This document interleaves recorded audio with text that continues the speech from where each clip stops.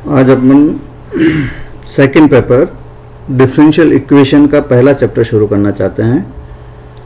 Differential equation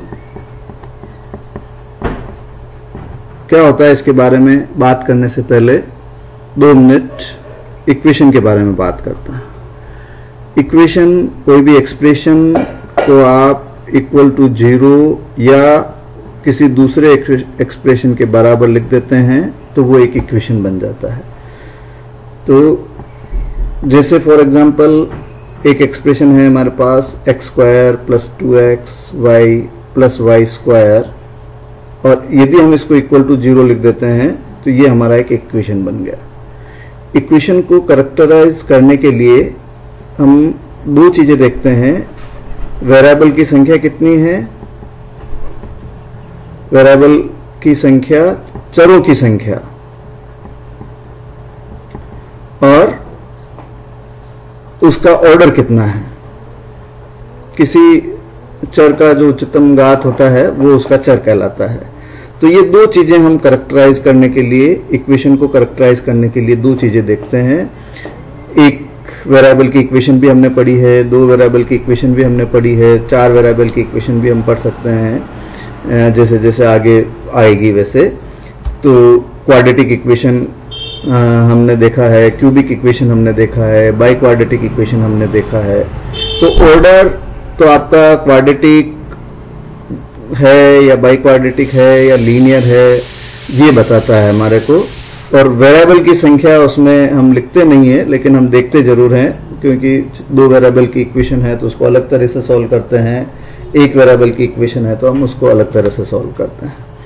वेरिएबलों की संख्या पे इक्वेशन निर्भर करती है और उसके ऑर्डर पर निर्भर करती है। ये इक्वेशन के बारे में सामान्य जानकारी हमने देखी, जिसको हमने पढ़ भी रखा है। आप एक बार और कहीं चाहें तो रिवाइज भी कर सकते हैं।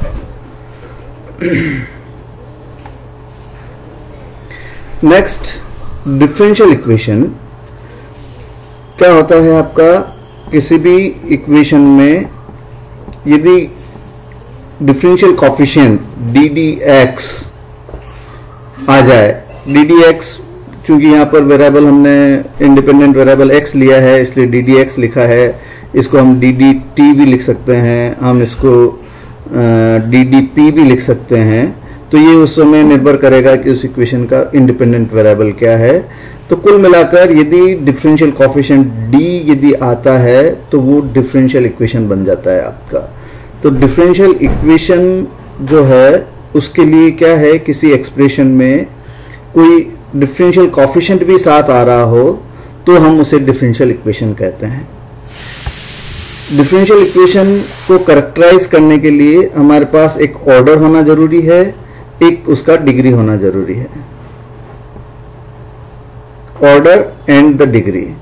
तो जो ऑर्डर है वो ऑर्डर हमारा डिफरेंशियल कोएफिशिएंट का ऑर्डर ही गिना जाता है, और डिग्री, हाईएस्ट ऑर्डर की जो डिग्री होती है वो उसकी डिग्री गिनी जाती है। तो किसी भी डिफरेंशियल इक्वेशन में हाईएस्ट ऑर्डर का जो डेरिवेटिव है आपका वो उसका ऑर्डर बन जाएगा, और उसकी डिग्री उसकी इक्वेशन की भी डिग्री बन जाएगी।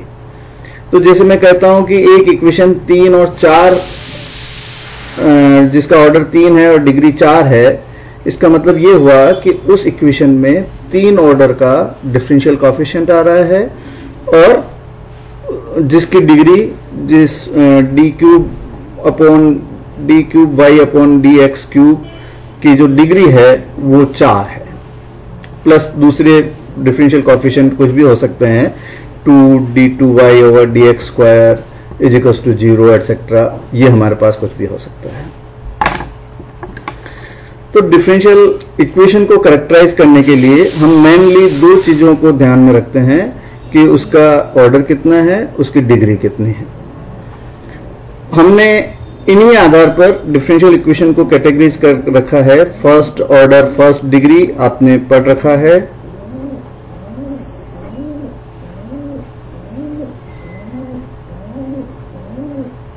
डिग्री इक्वेशंस ये हमने फर्स्ट ईयर में पढ़ रखा है, जिसके 3 मेथड मेनली आपने पढ़े हैं। कि वेरिएबल सेपरेबल हो जाए, दोनों जो चर हैं उसमें सेपरेट किए जा सकते हों, तो हम अलग अलग डिफरेंशियल कोफिशिएंट के साथ सेपरेबल, तो हम उसको अलग अलग इंटीग्रेट कर लेते हैं दोनों साइड में, और प्लस कांस्टेंट ऑफ इंटीग्रेशन लगाकर इसको हम सॉल्व कर लेते हैं। अलग अलग वेरिएबल सॉल्व हो रहे हैं तो सीधा हम इंटीग्रेट कर सकते हैं, और नहीं तो फिर हम देखते हैं कि वो किस इक्वेशन में पुट किया जा सकता है।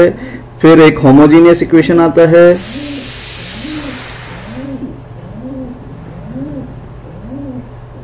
यदि y इज इक्वल टू, हम इसमें vx solution y is equal to vx put करके इसको हम सॉल्व कर लेते हैं। तीसरा इक्वेशन हमारा आता है linear equation. Linear equation first order first degree का यदि स्टैंडर्ड फॉर्म में हो तो हम उसे लीनियर इक्वेशन कहते हैं। dy dx plus py is equal to q, यदि हमारे पास ये है तो ये हमारा लीनियर इक्वेशन कहलाता है। इस फॉर्म में p और q फंक्शन ऑफ x के होने चाहिए। आप इसको सोल्व करने के लिए इंटीग्रेटिंग फैक्टर निकालते हैं, e raise to the power p dx हम यहाँ करते हैं। ये p जो है y का जो कोफिशिएंट है उसको हम इसमें कहते हैं। लीनियर इक्वेशन ये y में है, लीनियर इक्वेशन x में भी बन सकती है, लीनियर इक्वेशन t में भी बन सकती है। जो भी वेरिएबल आएगा वो इसके साथ यहाँ पर आ जाएंगे आपके। और इसका सॉल्यूशन जो है हम क्या लिखते हैं, आपको पता है y into integrating factor is equals to integration of q into integrating factor और प्लस c, और यहाँ पे dx और लगेगा। इंटीग्रेटिंग फैक्टर जो आपने यहाँ से निकाला है वो यहाँ दो जगह पुट करते हैं, फिर इसका इंटीग्रेशन करके इसका आंसर लिख देते हैं। तो ये हमारी ये इक्वेशन हो गई। फिर हमारे पास एक इक्वेशन और होती है एग्जैक्ट इक्वेशन।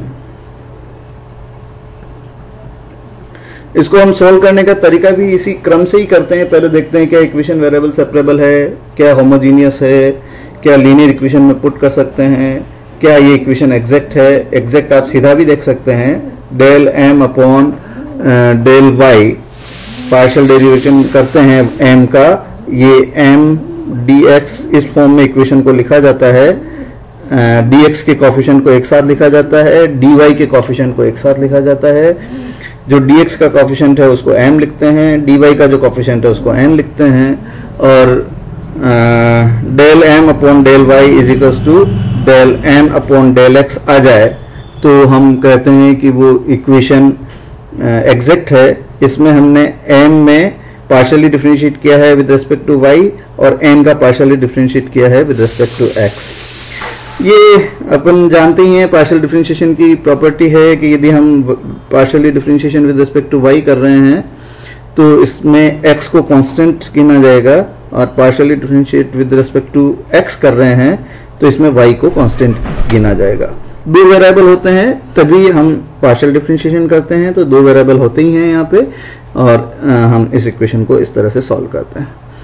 तो ये हमने फर्स्ट ऑर्डर फर्स्ट डिग्री की इक्वेशन हमने पढ़ी है। ये सभी अभी हमारे काम आने वाली हैं, क्योंकि हम जो सेकेंड ऑर्डर का अभी चैप्टर शुरू करेंगे उसमें ये सब चीज़ें आएगी। आपको इसी मेथड से पहले एक स्टेप के बाद ये इक्वेशन आ जाएगी, इसी इक्वेशन को हमारे को सॉल्व करना है। तो आपको एक बार घर पे रिवाइज कर लें इसको, फर्स्ट ऑर्डर फर्स्ट डिग्री की इक्वेशन कौन कौन सी होती है, हमने कितने सवाल कर रखे हैं, थोड़े से 2-4 शॉर्ट सवाल देख लें आप तो आइडिया लग जाएगा। दूसरा जो हम चैप्टर पढ़ते हैं first order higher degree.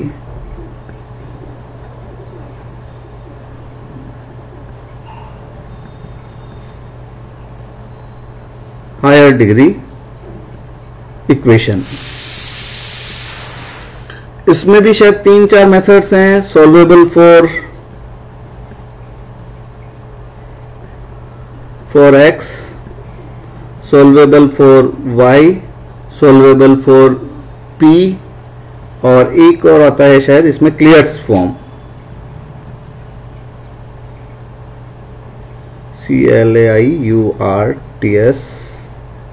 Form की इक्वेशन। तो ये भी हमारे अभी फिलहाल काम में नहीं आएगी, तो इसको आप एक बार देख लें फिर इसको आगे कंटिन्यू करेंगे।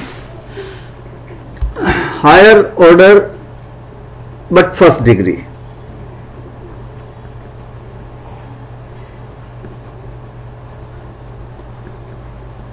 But first degree.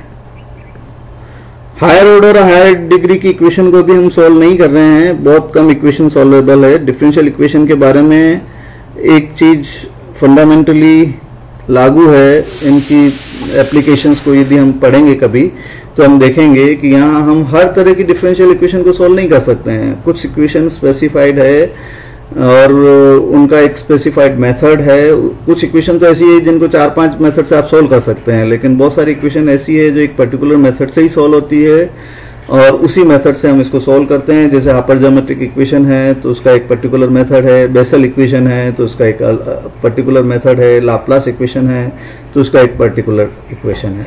तो ये बहुत काम की है और अभी भी इन पर रिसर्च का काम चल रहा है। ये आगे चलकर बहुत ही काम के टॉपिक्स हैं, इनको आप तक को देखना चाहिए। यहाँ हम हायर ऑर्डर में केवल 2 ऑर्डर का पढ़ रहे हैं, second order but first degree and first degree equations. इसको हम यूं भी कह सकते हैं, फर्स्ट डिग्री है तो इसका मतलब वो लीनियर इक्वेशन है। तो हमारा जो चैप्टर शुरू हो रहा है वो अभी हमारे पास क्या है, लीनियर सेकेंड डिग्री इक्वेशन।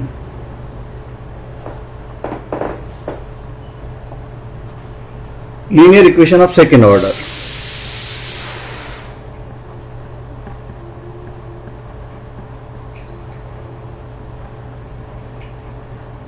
ऐसे इक्वेशन जिनकी डिग्री 1 है और ऑर्डर 2 है, फिक्स है।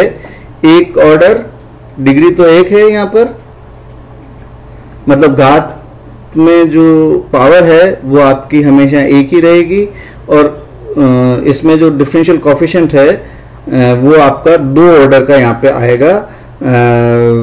ये इस तरह की इक्वेशन जो है वो स्पेसिफाइड चैप्टर है और हम सेकेंड ऑर्डर की इक्वेशन को पढ़ रहे हैं जो लीनियर है, मींस जिनकी डिग्री 1 है। डिग्री हमेशा यहाँ पर 1 रहेगी और ऑर्डर 2 रहेंगे। तो ये हमारा स्पेसिफाइड है जिसके 3 मेथड्स हैं। यदि हम इस इक्वेशन को देखें तो हम यहाँ पर क्या करते हैं, y = uv इसका सॉल्यूशन होता है।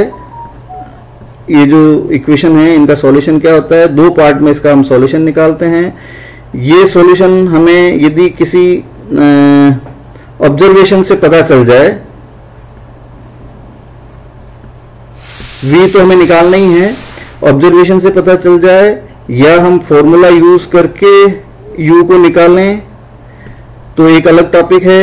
ऑब्जर्वेशन से पता चल जाए तो हमारे पास एक अलग टॉपिक है। एक हमारे पास वेरिएशन ऑफ पैरामीटर्स,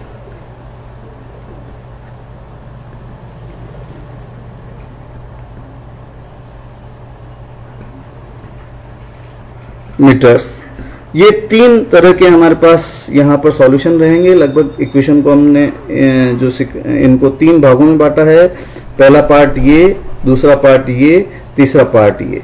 पहला पार्ट में हम क्या करेंगे कि हमारा जो डिफरेंशियल इक्वेशन है उसको हम देखेंगे कि वो सिंपली हम उसका u फाइंड आउट कर सकते हैं क्या किसी पर्टिकुलर इक्वेशन को यूज करके हम इसको कर सकते हैं क्या। इस इक्वेशन का जो रूप होगा, स्टैंडर्ड फॉर्म है इस इक्वेशन का, वो इस तरह से होगा, d2y/dx² प्लस p dy/dx और प्लस q y = r। ये हमारा स्टैंडर्ड फॉर्म होगा। यहाँ पर हम ध्यान रखेंगे कि d2y/dx² का जो कोफिशिएंट है वो यूनिट रहे। p, q और r, p, q and r ये तीनों फंक्शन ऑफ x होंगे, कांस्टेंट होंगे। फंक्शन ऑफ x होंगे तो हम इसको अलग चैप्टर में पढ़ेंगे, कांस्टेंट होंगे। अभी हमारे पास लीनियर इक्वेशन है तो ये फर्स्ट p, q, r या तो कांस्टेंट होने चाहिए या फंक्शन ऑफ x होने चाहिए। यदि यहाँ फंक्शन ऑफ y हो गया तो ये इसकी डिग्री बदल जाएगी और हम उसको यहाँ नहीं पढ़ेंगे। तो अभी हमारे पास p, q, r ये जो है dy/dx का कोफिशिएंट, y का कोफिशिएंट और राइट हैंड साइड में जो कोफिशिएंट है कांस्टेंट के साथ 1 के साथ, ये भी जो भी आएगा वो इसमें गिना जाएगा। तो ये कांस्टेंट हो, और दूसरा पार्ट हमारा चैप्टर सी में आएगा एक पार्ट फंक्शन ऑफ एक्स हो। तो पहले हम इसको पढ़ेंगे, कांस्टेंट हो तो हम इसको कैसे करें, यदि फंक्शन ऑफ एक्स हो तो हम इसको कांस्टेंट में बदलते हैं और फिर हम इसके मेथड्स को ऊपर जैसे मेथड से सॉल्व करते हैं। इसको हम सॉल्यूशन इसका हम नेक्स्ट वीडियो में देखना चाहेंगे।